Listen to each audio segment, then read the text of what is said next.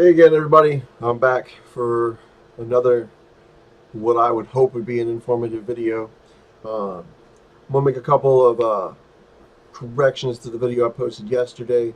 Um, I believe I mistakenly tied the shooting in New Zealand to an Islamic thing. Uh, I, my thought process was mixing up the mosque with the shooter. The shooter was actually a white supremacist, and we'll talk a little bit about that today. Um, and another point that I thought about last night after I was done with the video.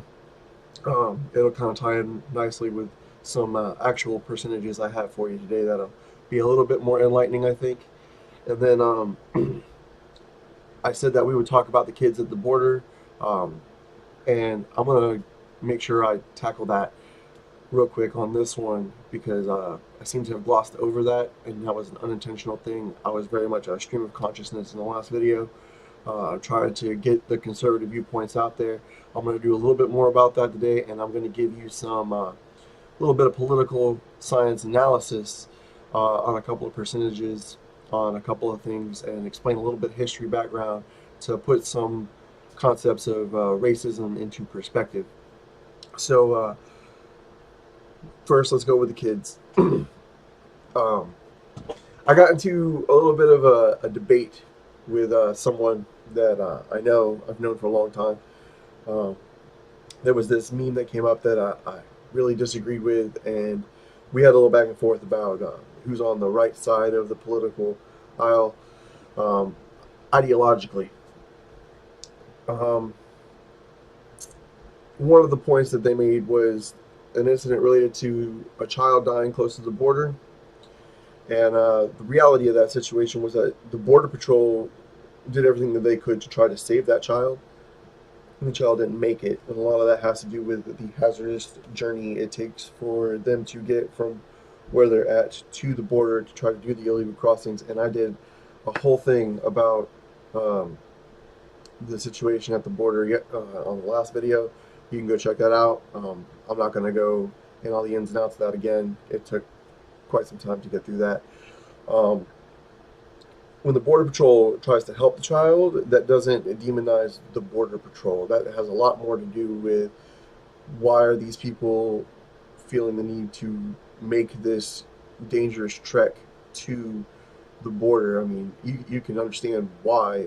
Like I said yesterday, I don't blame them for wanting to find that better life in America. Again, I'm not going to hash out all the things. It comes down to there's a right way and a wrong way to do it. But Border Patrol is getting a bad rap for something that was not their fault. They did everything that they could to try to do right by that situation. Sometimes it just doesn't work out way. That's real life, and it's a tragedy that it was a child. The next thing I'm going to talk about with child issue, there's a lot of talk about separating families. There's several things I want to talk about with that because there seems to be these comparisons to Ellis Island and the treatment at the border and how Ellis Island was supposedly this bastion of freedom. Um, just focusing on what's going on in recent history. Um, all the laws that are on the books pertaining to quarantining have been executed by presidents for a long time. All the presidents, Democratic and Republican alike. Uh, so when they do get those kids, you have to think of it like this. In this country, if you are arrested for a crime, you do not get to take your children into the prison with you. They're not sitting in the cell with you and serving your sentence with you. You have to serve your sentence. They're out in the real world. Hopefully, they're with some kind of guardian or grandparent or the other parent. Sometimes it doesn't work out that way. Sometimes they go to Department of Children and Families, and they get put in foster homes, and that has a whole bunch of issues in that system that really need to be worked on. But it happens. The kids have to find. They have to be taken into custody by someone, whether that be a government agency trying to find them a family to live with, to adopt, foster, whatever. They're not going into the jail with you. They're not. They have to get permissions to go in there and visit with you, and that's about the extent of it. Um, so this is very similar as they separate the adults from the children, And there are several reasons why they do this. One, they're trying to sort out whether any of them are criminals, and two, they're trying to determine what children belong to what parents, because there have been children that have walked across the border with multiple adults that were not their parents. It does happen. There's video footage of it. I was watching this program called Pat Gray Unleashed. They were showing video of it actually happening, where they were dropping girls off over the border from like a 20-foot building. So, they know what they're doing. They're not really particularly the people that are bringing them over to cross the border are not particularly concerned about their health and well-being. Um, you want to make sure you get the right people with the children. Um, that way you can get them through the process, figure out if they're breaking the law, like what crime, if there's a way to work around it, if they're seeking asylum, if there's a proper avenue to do that.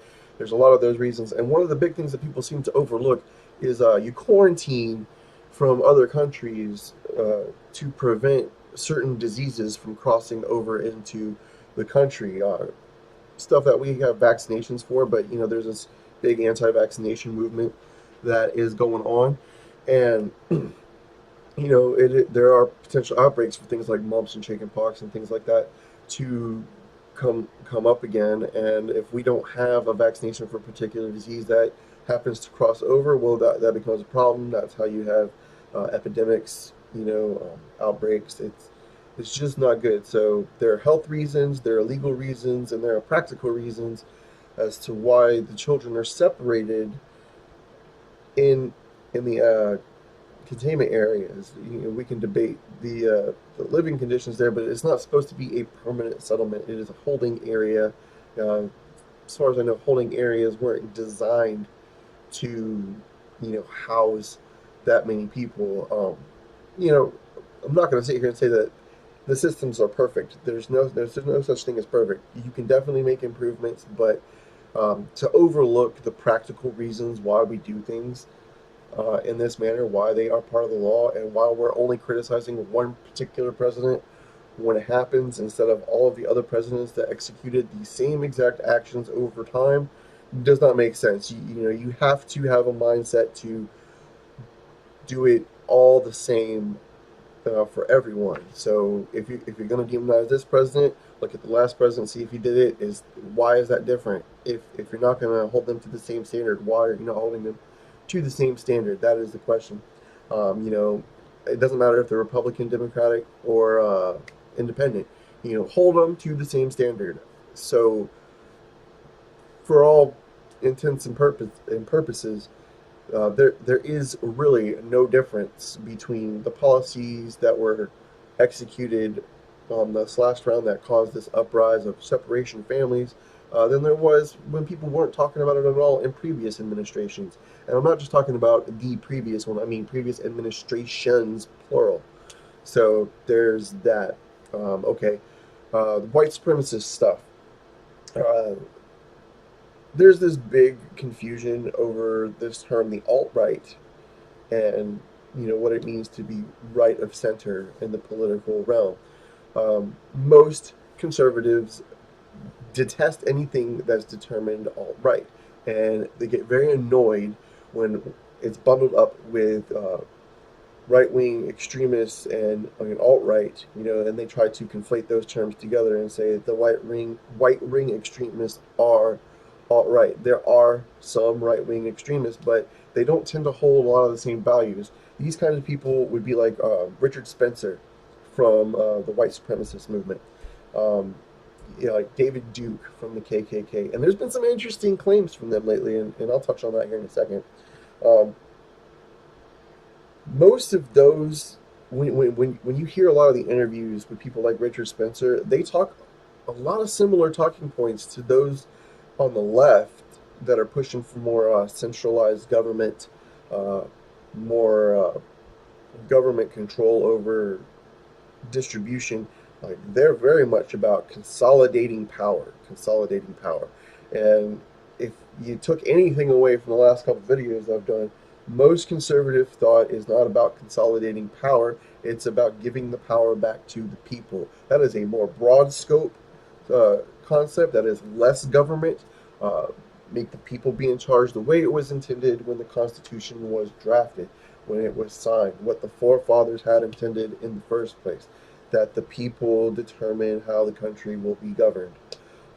So that's more conservative thought. When you get into the realm of we're going to consolidate it, that's an issue. It's worse whenever you try to consolidate it to a particular race group and demonize all other ones. Like, I do not care about what your ethnic background is. You know, I care about you being a productive citizen in society, and I don't care about where your political linings are. I care that you know why they are there. So, you know, if you're a Democrat, I just want you to be able to explain to me why you are a Democrat in a civil, cohesive manner to where we can have a civil discussion, maybe a civil debate. You know, there's not hard feelings there. We're allowed to have differences of opinions. We can agree to disagree. You know, there are many different types of people throughout many different types of regions in this large country of 50 states. So, you know, not everybody's going to agree with you. You can't please all of the people all the time. That's just the way it is. I believe what I believe, you can believe what you can believe, and we can still talk about it, and we can still, you know, not hate each other over it. I think that's a thing that's been missed. But conservative thought, being right of center, is not the same thing as being alt-right. Most conservatives will rebuke KKK, white supremacy, anything like that, just in the same manner as they would Black Panther Party, just like they would when you know, the Weather Underground was going on, that stemmed out of the SDS back in the 60s and 70s. You know, and you know, they bombed the Pentagon. You know, so that was an issue amongst many other bombings and other terrorist acts. But that's a video for another time. Um, so, you know, it's a universal thing. It doesn't matter if it's an Islamic terrorist, if it's a white supremacist terrorist. You know, it's all condemned from the conservative view. And rather quickly, when you saw Stephen King, who was making white nationalist esque claims, they got on him. They mentioned him multiple times in a rebuke, and they got him to sign uh, the consequence bills that would remove him from any committees.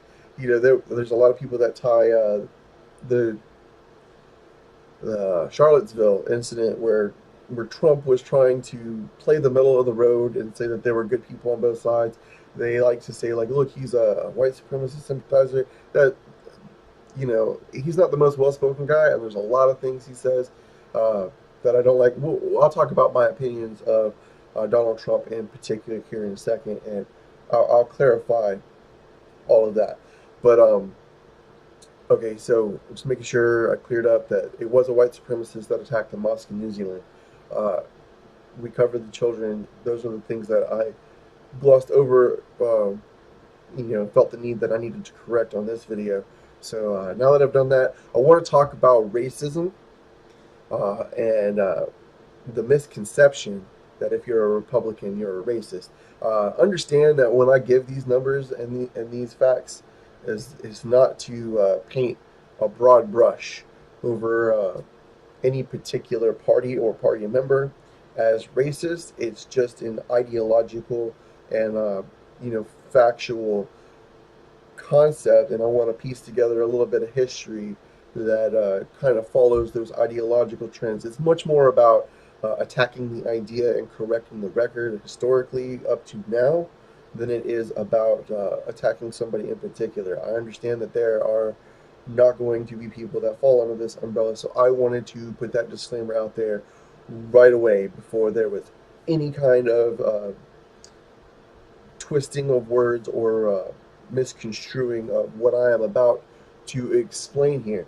The first thing I'm going to go after is the Civil Rights Act of 1964, brought to Congress after the assassination of JFK by Lyndon B. Johnson. Now, to put the historical amendment into context, Democrats had the majority in the House and in the Senate, and I'm going to give you those numbers here in a second. And Lyndon B. Johnson himself was a Democrat from Texas, which was kind of an interesting mix there since Texas is typically not that democratic, but we'll get into why that might have been more of the case back then, and we can do a whole nother video on the Dixiecrats in particular, but we're just going to try to do a little bit of political science, putting our toe into it today. So when you look at the votes for the Civil Rights Act, the big thing is that people say the Democrats brought in the Civil Rights Act, and that majority thing I just explained to you is going to be important. And when I give you these numbers, I'm hoping that you can see why. If you want to check these facts, you can go look at the exact vote on govtrack.us. You can type in, you know, the Congress vote and the Senate vote of 1964 Civil Rights Act, and those will pop up. There's several places you can go. You can check these numbers for yourself. Don't take my word for it. I'm going to give it to you. You can go and look at it for yourself, and you can determine whether I'm full of it or not. But I did look into this. I did do a bit of calculations, and I want to share those with you. So, in 1964, let me get my notes here. You have 431 members in Congress at this time. That's the House of Representatives. That's not the Senate. So, now we have 435. It's been 435 for some time. But in 1964, we only had 431. You had a total of 178 Republicans in the House, and you had 253 Democrats in the House at this particular period of time. For the Republicans, you had two that were present and 5 that didn't vote, so that's 7 we're going to take out of this percentage because they didn't actually cast a yay or nay vote. For the Democrats, you had 2 present and 7 that didn't vote, so that's 9 we're going to take out that didn't give a yay or nay vote. So when you take those out, your total becomes 129 Republicans that did vote and 144 Democrats that did vote. So when you put those to the total of compared to how many members for each party were there, the numbers say that 72.4% of Republicans voted yay to the passage of the 1964 Civil Rights Act. So 72.4% were in favor of passing the Civil Rights Act.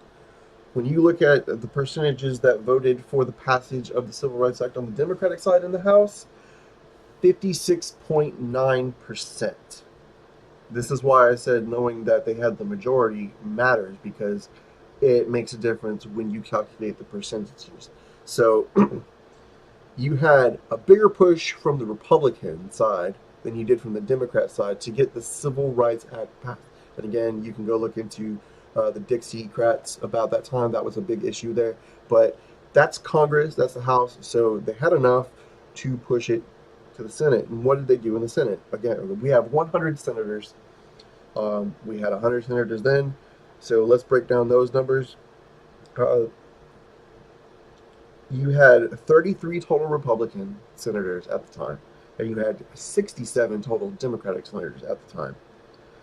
Of those that voted yes in the Senate for the passage of the 1964 Civil Rights Act, 81.8% of Republicans, all but 6, voted for the passage of the 1964 Civil Rights Act.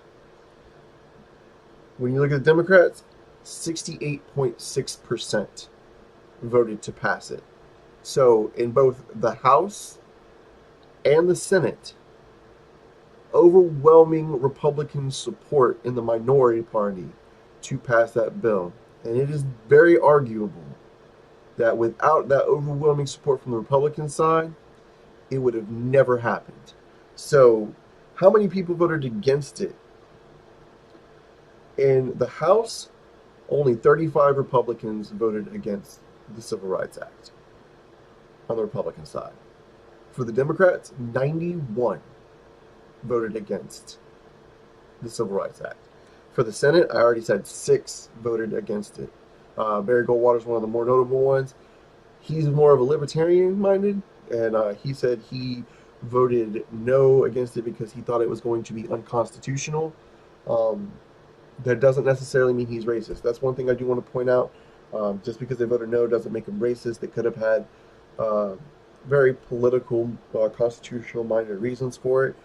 I'm just pointing out the numbers because the numbers don't lie. So, how many senators were Democratic that voted against it? 21 voted against it. 21 Democrats voted against it. So, that means only 46 Democratic senators voted for it. That means only 153 Democratic Congress people voted for it, which is a big difference considering that they had 253 members on the Democratic side in the House and 67 total senators in the Senate. For the Republicans, you had 35 that voted against it, 136 that voted for it. Again, it's a big difference when you consider that there were only 178 members of Congress that were on the Republican side. Senators, like we said, 27 for, 6 against. You can break down those numbers yourself and see what you think that points out to. Uh, what am I leading up to? There's this misconception that Republicans equal racists. And this is one of the first things they tried to go to because, again, there was a Democratic majority and a Democratic president. So who's going to get credit for the passage of the 1964 Act for civil rights? It's going to be the Democrats. It doesn't matter that the percentages were far more favorable for that act on the Republican side than they were on the Democratic side. It's just fact. It's completely confirmable. You can go look it up yourself. There are plenty of resources for you to check those numbers for yourself. I already explained how I got those numbers. I gave you all of the numbers on this. You can go double check them. You can check out the math. And I'm telling you, it'll be eye opening for you. So let's have an understanding about uh, racism as it applies to executing policy through political agendas. The 16th president of the United States was Abraham Lincoln, who was the first Republican president who started the Republican Party, and it started off as an abolitionist party because most in the South were Democratic plantation owners. The Civil War was fought over more than just racism. Racism was definitely a huge aspect of that, or slavery more in particular than racism, because it had a lot of economic impact, and that was the big part of the debate was the economic side of should we be able to have slaves or not. Um, and there's no doubt that there was some racist aspects to it, and it was violent. It was a horrible part of history, and we can do a whole other video on that later. But abolitionist was to free the slaves. Abraham Lincoln wanted to get that done. He did the Emancipation Proclamation. There was a whole civil war fought over this issue, and the Union won out, and the freedom of the slaves was possible after the Civil War had been won. Um, you know, it doesn't mean anything was easy. History takes a long time to develop, and you can't just change people's opinions overnight because, I made this law. People still have resentment and everything. It was a bad war. It was one of the worst. So you you think about how people are growing up generation after generation after generation, and that you're not going to just unroot that overnight. It's going to take a long, long time. So in the 60s, what did we have going on? We had Martin Luther King Jr., and he was doing a lot of the marches for civil rights, trying to promote that cause for equality for blacks because you had literacy tests that made it hard for them. You had a lot of Jim Crow laws, which were backed by mostly Democrats, actually. Just like slavery was backed by mostly Democrats, and I'll explain that in a second. Um,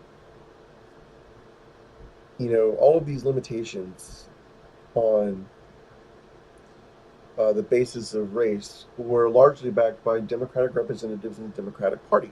Uh, in historical context, let's not misconstrue that.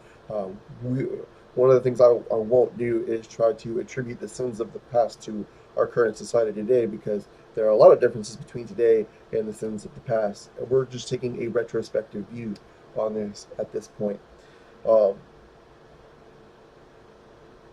you get to 1963, JFK is assassinated. He had been trying to promote the Civil Rights Act, and then he got assassinated, and Lyndon B. Johnson made it one of his first policy issues that he addressed with Congress. Um, he was not the most non-racist figure. They like to point to the fact that he was a teacher in African American schools at the time. That is not the same thing as not holding a negative uh, ideology as it relates to their value as voters and civilians in society. Um, you got to think that a lot of these politicians will do things that look good for their prospects of election, if that's something that he could use to get in a teaching career at some point. It made sense that he would do that. You got to start somewhere. Um, it's just there's a lot of things where he said we'll have these a racial explicitive voting Democrat for the next 100 years, or or to that effect. It's like 100 years, 200 years. That's a quote from Lyndon B. Johnson himself. He used the N word. If you didn't catch what the explicitive was, uh, that kind of shows you the mindset of Lyndon B. Johnson and a lot of Democrats. When the 1964 Act came around, it wasn't because they were particularly fond of black people. They were they were at the point where they figured out that they were going to have to conform to the fact that they were going to get the right to vote uh, more freely, and they were going to participate in larger masses. So their agenda changed from suppression to uh, uh, directing them to vote for a particular party. And that has been a long-standing.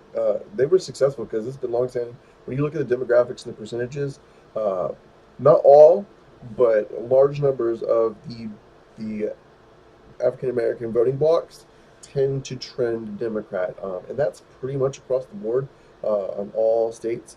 Not all of them do, but a lot of them do, and I think that has a lot to do with um,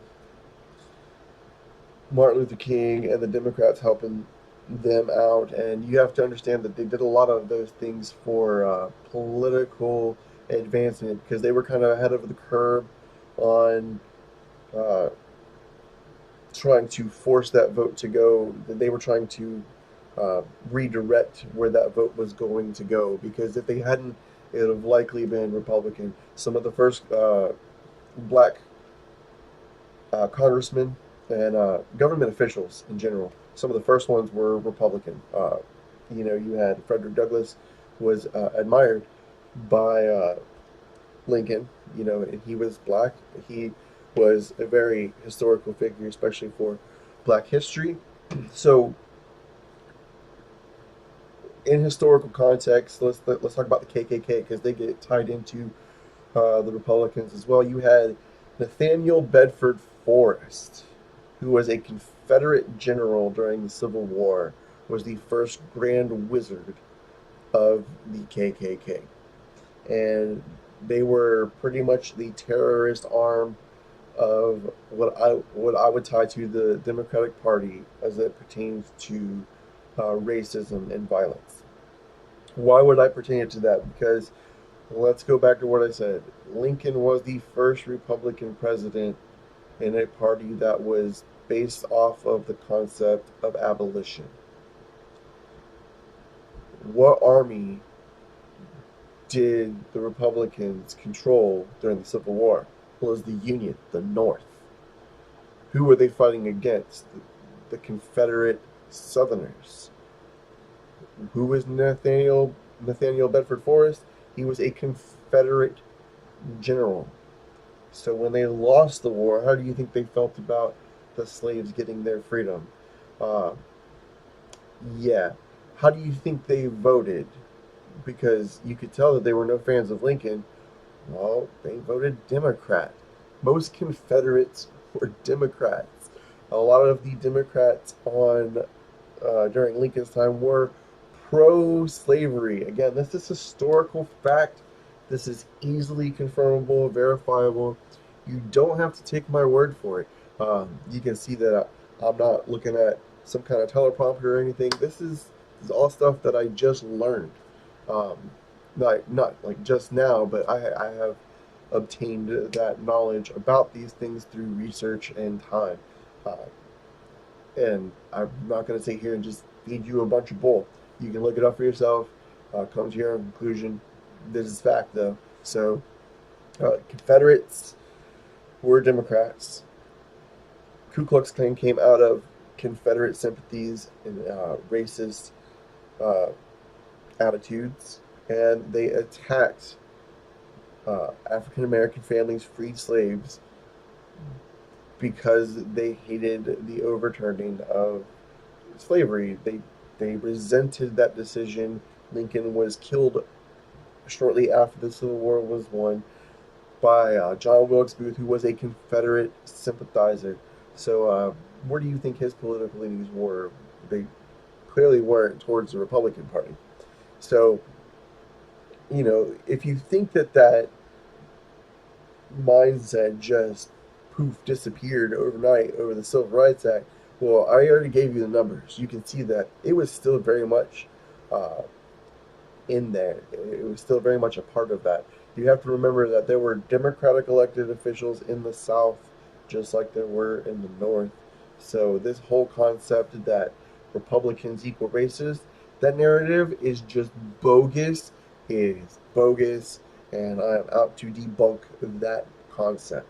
The big thing why I would say that is because, uh, you know, I see a lot of kids and adults for that matter that just throw out the term racism like nobody's business. And I'm going to explain it to you like I have a lot of other people. I say racism is not a conversation starter. Racism is a conversation ender. It is a death knell, it is a label, it is an attack, it is a smear. It is saying, I do not care about anything you have to say about your ideas. I do not care what you think about this particular issue. You are a racist. How do you continue a conversation with that? If they're going to say, this is what I think of you and this is what I will tell people about you, and they shout it as loud as they can so other people can point and be like, racist, he's a racist. I heard he was a racist. You know, there's no conversation to be had there. Now, is there racism in America? Of course there is. Are you ever going to get rid of it? No, you're not. Just you're not going to get rid of it. You can't make people think a particular way that you want them to. However, it had been going down for a very long time. It had become almost so minute that we could stop talking about it. So, as it pertains to slavery,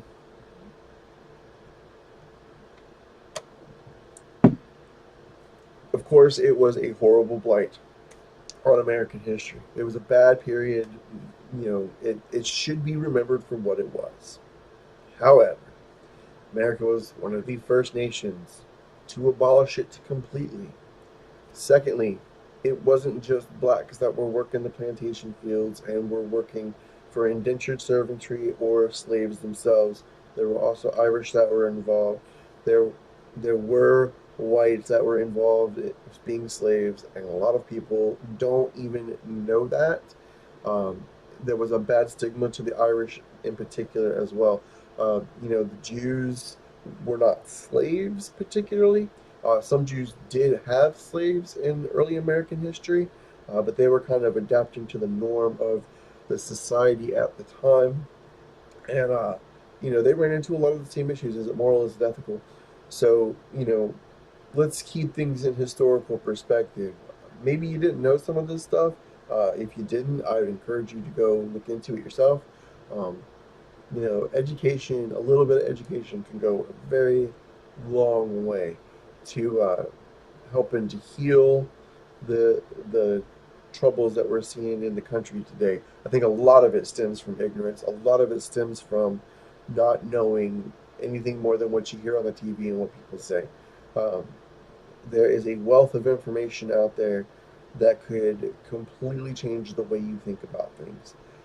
So, the Democrats want to be, they're always talking about how they are inclusive, but they are always wanting to keep the poverty line where it is by increasing the welfare to incentivize people to not get above that line. Because if you get above that line, then you got to pay taxes, and then you're supposed to struggle, and then you gotta have to have the evil rich, and tax they get all the tax breaks and stuff, and so it's just the middle class. If you get the middle class, you're never gonna succeed. You're never gonna make it. That is complete crap.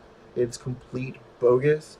The Republican Party is not the party of the alt right. The alt right is a fringe unit of crazy, stupid people who have the wrong mindset as it pertains to race, and they do not share a lot of conservative views. They are completely different than conservative minded, conservative valued people.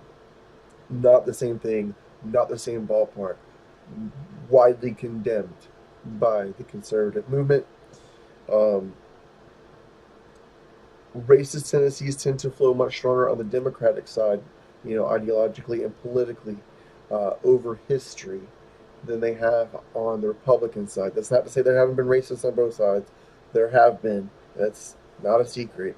So, but the stronger patterns, the stronger trends historically have been with the Democratic Party, and there are signs when you look at them. There are aspects of policy that if you look at them and understand them better, that suggest that a lot of those might not have changed as much as you think as it pertains to the Democratic Party.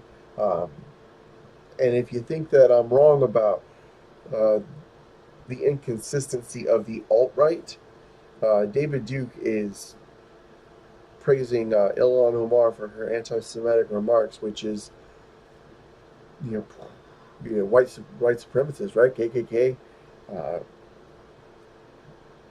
praising a Somalian Muslim. That does that does that seem to go in line with what you think about those white supremacist racist groups? They're willing to get on anything. You know, intersectionality works two ways.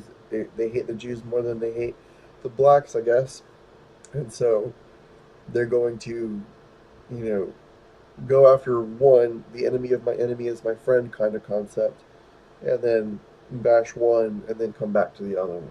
So I really wanted to clear up this issue of race because if we're constantly living in the past of slavery, we are never going to move forward from it. Uh, Make sure we learn it, but learn from it. Do not continue to try to relive it. The reason why race is such a big topic these days is because we can't ever seem to stop talking about it. And when I say that, I mean we can't ever stop talking about it in the context as it relates to slavery and people feeling like we still have to pay an indefinite period. We are never going to make up for the sins of the past. Never. What happened then happened then. What's happening now is happening now. If you want to move forward, you have to say we are better, we are in a better position and a better place as a society than we were then related to that issue. And that means we have improved from then to now. And we want to continue to improve from now into the future. So, why are we going to keep trying to hold on to the weight of the past, making it so much harder and slower to progress towards the future? You know, you got kids, generation after generation at this point, that do not really look at race as a factor at all. That should show you that there have been several generations that are raising their children to not think of things in terms of race. The only reason that they're learning to call everybody a racist based on the color of their skin is because there is a sense in those communities that still holds racial prejudice because of that, because they can't seem to get past something that never happened to them, that happened in the 1800s. We're in the 2000s. Like, how long do you need to realize that we've had several generations that have not had to experience that kind of prejudice? The civil rights, again, that's still a pretty good clip ago. That was in the 60s. So, like I said, you're never going to totally get rid of racism. But if you're trying to look for racism in everything, you can nitpick it all you want to and try to find it by taking things out of context, by not being understanding, by trying to play the victim all the time. Or you can have a conversation with people to understand where they're coming from so that you both can come back with a fuller view of how the society is going and how to move forward. You can be productive with it. You don't have to be destructive with it. So I hope this clears up a couple of things. I felt it was important to clear up a couple of miscues I had yesterday, and I really wanted to tackle this issue of race and the alt-right and distinguish the difference between the alt-right and the conservative party. Um, I hope it clears up a lot of things for you. I can't really think of any other particular issues to tackle at this time. I feel like we've covered a large, uh, broad stroke span of it over the last three videos as to conservative thought and, what the numbers look like, and, try to encourage some critical thinking, some, you know, need to look up into some statistical numbers. So I hope any of this information has helped some of you guys. Um, if it has, please share with other people so that they can, get some of this information too, especially if you find it helpful. Um, I encourage that for everybody. Again, I'm not making money off these. I'm not looking to monetize these. I'm trying to do my part in having my voice heard to uh, help the nation because I feel like it's important. It's, it seems like we need to learn that we can exercise our freedoms of speech and our rights and opinions and how we come to them, and start promoting conversations over arguments, divisiveness, and confrontation. So again, I hope this helps, and I appreciate you guys taking the time to watch these videos, and hopefully I'll have another one for you soon. Thanks for watching.